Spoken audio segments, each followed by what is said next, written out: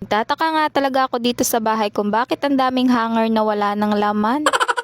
Sino ba namang hindi magtataka kung hindi ka pa nga nakakapagtupi wala nang laman yung mga hanger mo. Anyways, ito na nga't binabagyo na kami dito sa amin. Kinabukasan naman pagagising ko ay nasikaso ko na nga agad itong mga sinampay ko dahil tuyo na silang lahat. Ilang araw na nga rin pala yung nakasampay dyan dahil hindi nga talaga sila natutuyo agad dahil sa ulan. Kaya naman hindi na ako magtataka kung puno na naman yung dalawa naming basket. Char. Alam niyo yung tipong hindi pa nga kayo nakakapagpatuyo ng mga damit ay ang dami niyo na namang labahin. Alam ko namang marami nga relate dyan ng mga nanay katulad ko. Tinitignan mo pa nga lang yung labahan mo ay pagod ka na. Diyos ko.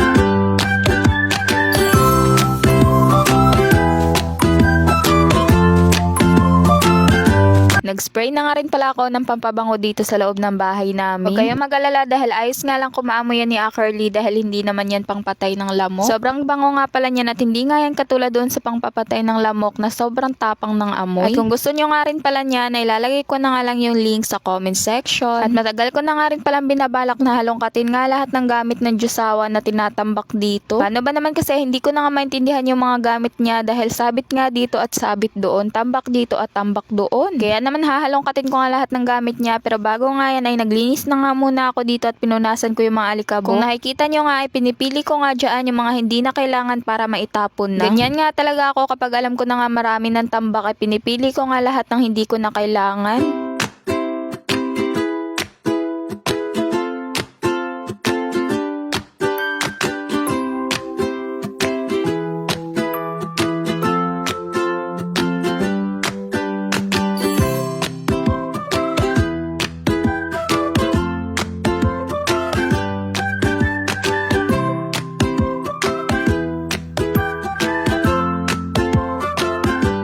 Kinuha ko na nga rin pala lahat ng gamit ng Diyosawa at hinalongkat ko nga kung ano yung mga laman. At ang balak ko nga ay pag-iisahin ko na nga lang sila ng mga lagayan para hindi nga magulo. At para na rin alam ko kung saan nga nakalagay kapag hahanapin niya. Ito pa nga't may nakita pa akong belt bag dito at naghahanap nga siya ng belt bag at meron naman pala ditong nakatago. Paano ba naman kasi nung umaga ay hinihiram niya nga yung belt bag ko ang kaso lang ay feng na feng kaya naman ayaw niya na raw. At buti naman nga't may nakita ako dito na nakatago at lilinisin ko na nga lang dahil ang ganda pa nga ng itsura at mukhang bago. Dito ko na nga lang to isinabit para naman kitang-kita kapag maghahanap siya. At ito na nga at kinontinuous ko na nga yung pag-organize ko ng mga gamit dito para hindi na makalat. At isa-isa ko na nga rin dinampot ng mga itatapon ko na.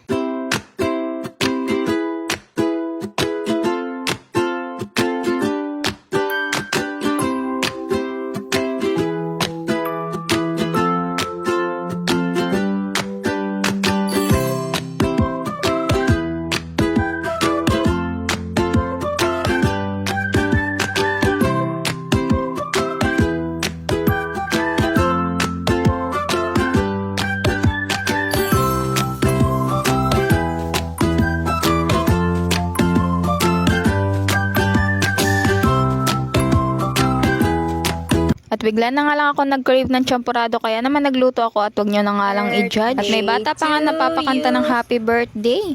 Sing na happy birthday. Sing na. Sing na. Sing happy birthday. At kung katulad ko rin kayo na mahilig mag-shop ay pumunta lamang kayo sa aking profile at pindutin ang link sa aking bio. Pagkatapos yung maklik yun ay lalabas na ang aking mga collection sa Shopee. Halos ko konti pa nga lang yung nalalagay ko sa aking mga collection pero dadagdagan ko pa nga yan. At kung may nagustuhan naman kayo sa mga nakalagay dyan ay pumindot nga lang kayo kung ano yung nagustuhan nyo. Katulad na lang halimbawa nitong bedsheet ay pipindutin ko nga yan. After naman nun ay pindutin nyo nga lang yung continue para nga madiretso kayo sa Shopee app. Antayin nyo nga lang na mag-loading hanggang sa mapunta nga siya doon sa product. After naman nun, pwede na kayo mag-add to cart or buy now. Yun lang.